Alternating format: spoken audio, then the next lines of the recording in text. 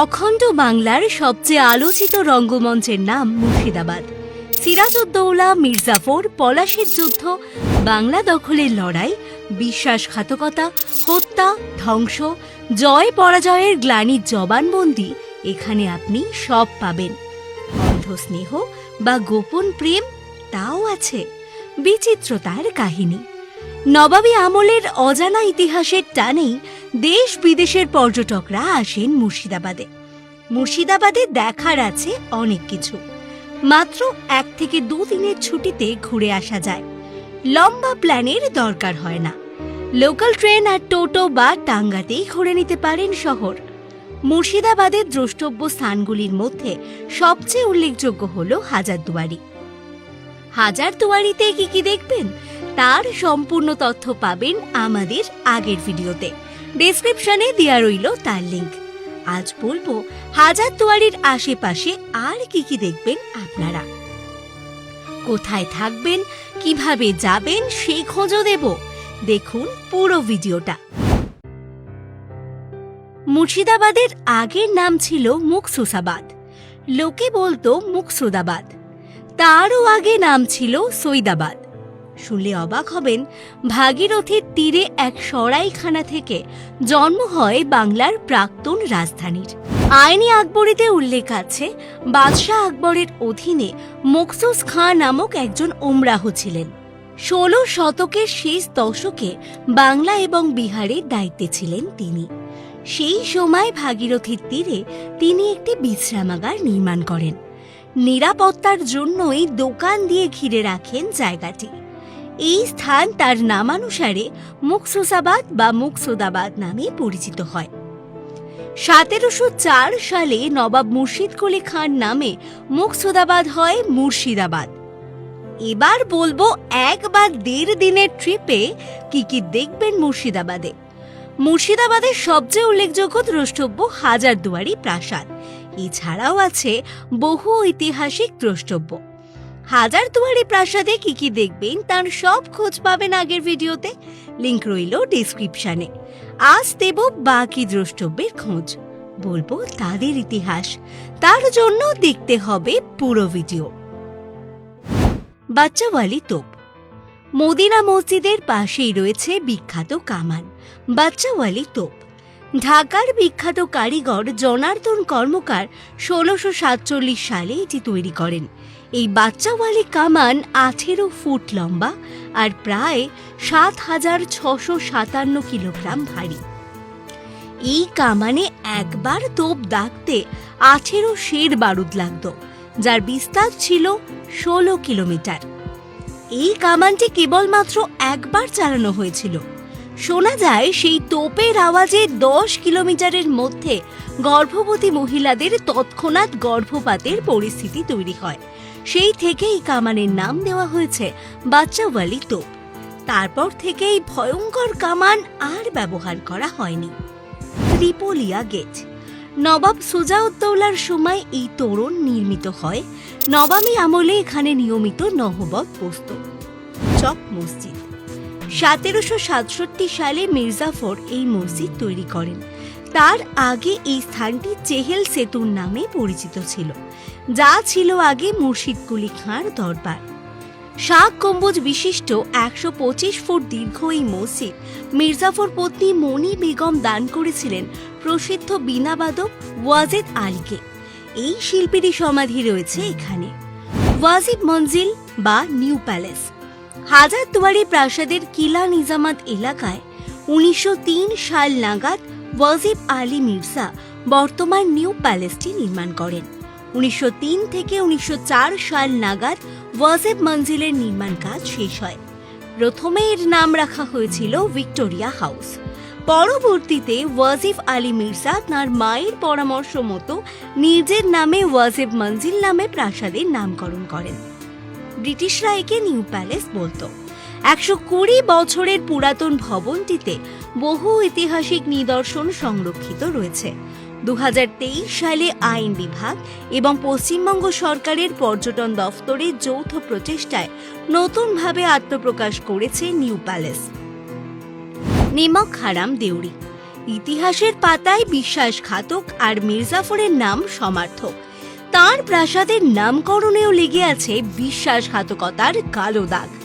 আলীবর্দী তাঁর বোন শাহখানাম ও ভগ্নিপতি মির্জাফরের জন্য এই প্রাসাদ তৈরি করিয়ে দেন। এখানেই মির্জাফর পুত্র মিরানের নির্দেশে সিরাজকে হত্যা করে মোহাম্মদী বেগ। আজিমুন্নেসা বেগমের জীবন্ত সমাধি। বাংলার প্রথম নবাব মুর্শিদ কুলি খাঁর একমাত্র কন্যা আজিমুন্নেসা। মেয়েকে জীবন্ত সমাধি দিয়েছিলেন নবাব। কারণ শুনলে চমকে যাবেন। জানা যায় আজিমুন্নেসা কঠিন রোগে আক্রান্ত হন। কবিরাজ তাকে রোজ শিশুর কলিজা দিয়ে ওষুধ তৈরি করে খাওয়াতেন। তারপর ব্যাধি থেকে মুক্তি পেলেও নবাব কন্যা মানব শিশুর কলিজায় নেশাগ্রস্ত হয়ে পড়েন। চুরি করে হলেও তিনি শিশুদের কলিজা বের করে খেতেন। এই ঘটনা মুর্শিদ কুলি খাঁ জানতে পেরে আজিমুন্নেসাকে জীবন্ত কবর দেওয়ার নির্দেশ দেন। লোকমুখে এটিকে কলিজা খাঁকির কবর বলা হয়। কাঠগোলা প্যালেস। হাজারদুয়ারি থেকে প্রায় 4 কিলোমিটার উত্তরে এই বাগানে জৈন সম্প্রদায়ের পরেশনাথের মন্দির আছে। মন্দিরটি শ্বেত পাথরের তৈরি। পরেশনাথের মূর্তি স্ফটিক নির্মিত। নসিপুর রাজবাড়ি। মুর্শিদাবাদ শহরের প্রধান আকর্ষণ। হাজারদুয়ারি প্রাসাদ থেকে প্রায় 3 কিলোমিটার উত্তরে এই নসিপুর রাজবাড়ি অবস্থিত। রাজা দেবী সিংহ এই রাজবংশের পত্তন করেন। নবাবী আমলের অবসানের পর ব্রিটিশ শাসনকালে যেসব ব্যক্তি জমিদারিত্ব লাভ করেছিলেন তাদের অন্যতম রাজা দেবী সিংহ। 1756 সালে রাজা দেবী সিংহ পানিপথ থেকে পশ্চিমবঙ্গে আসেন ব্যবসা সংক্রান্ত কারণে। পরে ব্রিটিশদের আনুগত্য পেয়ে ট্যাক্স কালেক্টর হিসাবে কাজ শুরু করেন এবং সেই কাজ যথেষ্ট ভালোভাবে সম্পন্ন করেন। ধীরে ধীরে এই কাজে রপ্ত হয়ে হেড কালেক্টর হয়ে যান। এভাবেই তিনি বাংলায় থেকে যান এবং নসিপুর রাজবাড়ি স্থাপন করেন। জগৎ শেঠের বাড়ি। জগৎ শেঠদের প্রাসাদ আজও বহন করছে অতীতের সমৃদ্ধি এবং প্রতিপত্তি স্মৃতি। জগৎ শেঠ একটি পারিবারিক উপাধি। জগৎ শেঠের বাড়ি এখন জাদুঘর। দেখতে পাবেন টাকসারের ভগ্নাবশেষ, মুদ্রা, নথিপত্র, জগৎ শেঠ পরিবারের ব্যবহৃত সামগ্রী। তার মধ্যে রয়েছে মুসলিম এবং অন্যান্য বিলাসবহুল পোশাক, সোনার উপর সুতো দিয়ে অলঙ্কৃত বেনারসি শাড়ি ইত্যাদি। কাটরা মসজিদ। মুর্শিদাবাদ শহরের সবথেকে বিখ্যাত ধর্মীয় স্থাপত্য হল কাটরা মসজিদ, যার সিঁড়ির নিচে শায়িত রয়েছেন খোদ মুর্শিদ কুলি খাঁ। কাটরা মসজিদকে যে আর 5টা মসজিদের থেকে একেবারে অন্যরকম দেখতে, তার একটা কারণ মসজিদটি তৈরি একটি বিশাল উঁচু চাতালের উপর এবং তাকে ঘিরে রয়েছে একাধিক ছোট ছোট ঘর। আসল মসজিদ এর ভেতরে। ইংরেজ শিল্পী উইলিয়াম হজেস তার বর্ণনায় লেখেন যে সেই সময় কাটরা মসজিদ ইসলামী শিক্ষার একটি প্রধান কেন্দ্র ছিল এবং প্রায় 700 শিক্ষানবিশ এখানে থাকত। কিন্তু মসজিদের নাম কাটরা কেন? কাটরা কথাটির মানে বাজার। মুর্শিদ কুলি খাঁ মসজিদের পশ্চিম দিকে একটি বাজার বসিয়েছিলেন। যেহেতু বাজারের পাশেই মসজিদ, সেই থেকে নাম হয়ে যায় কাটরা মসজিদ। জাহান কুশা কামান। মুর্শিদ কুলি খাঁর ঢাকা থেকে কামানটি এখানে নিয়ে আসেন। এই কামানটি তৈরিও করেন জনার্দন কর্মকার। কামানটির ওজন আনুমানিক 7,900 কেজি। কামানটি তৈরিতে অষ্টধাতু ব্যবহার করা হয়েছে। এই কামানটি দাগার জন্য 17 কেজি বারুদ ব্যবহৃত হতো। খোশবাগ। আলীবর্দী নিজের জীবদ্দশায় এই সমাধিক্ষেত্র তৈরি করেন। 40 একরের এই সমাধিক্ষেত্রের চারিদিকে উঁচু পাঁচিল দিয়ে ঘেরা। এখানে শায়িত স্বয়ং আলীবর্দী, তাঁর দৌহিত্র সিরাজ, সিরাজের বেগম লুৎফান্নেসা এবং পরিবারের অন্যান্যরা। তবে লুৎফান্নেসা বা লুৎফা সিরাজের স্ত্রী ছিলেন নাকি প্রেমিকা ও সহচরী তাই নিয়ে সন্দেহ আছে। কিন্তু মৃত্যুর আগে পর্যন্ত যে লুৎফা নিজেই এই সমাধিক্ষেত্রের তদারক করতেন তার বর্ণনা পাওয়া যায়। কিরিটেশ্বরী মন্দির ও গুপ্ত মন্দির।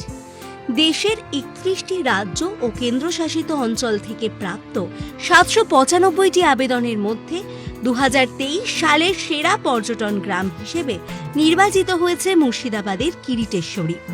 ধর্মীয় বিশ্বাস অনুসারে দক্ষযজ্ঞে সতীর মুকুট এই গ্রামে পতিত হয়েছে, তাই অনেকের কাছে মুকুটেশ্বরী গ্রাম নামেও পরিচিত। যদিও এই স্থান শাক্ত সাধনার জায়গা। প্রাচীন মহাপীঠ নামে বেশ জাগ্রত। শোনা যায় 1104 বঙ্গাব্দে নাটোরের রানী ভবানী এই মন্দির প্রতিষ্ঠা করেছিলেন।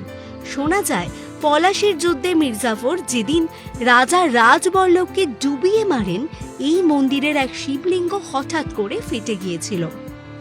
মির্জাফর শেষ বয়সে কুষ্ঠ রোগে আক্রান্ত হন এবং তিনি দেবীর চরণামৃত পান করে শেষ নিঃশ্বাস ত্যাগ করেন।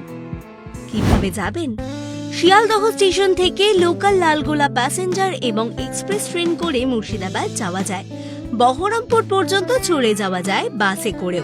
সেখান থেকে মুর্শিদাবাদ শহরে পৌঁছানোর জন্য একটি অটো বা গাড়ি ভাড়া করতে পারেন। কোথায় থাকবেন? হাজারদুয়ারি থাকার জন্য পর্যটন বিভাগের পক্ষ থেকে ইতিমধ্যেই একাধিক ব্যবস্থা নেওয়া হয়েছে।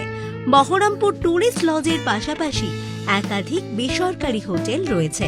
এরকম আরো অনেক ভিডিওস দেখার জন্য নজর রাখুন আমাদের ফেসবুক পেজে ও ডেইলি আপডেটস পেতে ফলো করতে ভুলবেন না আমাদের পেজটি।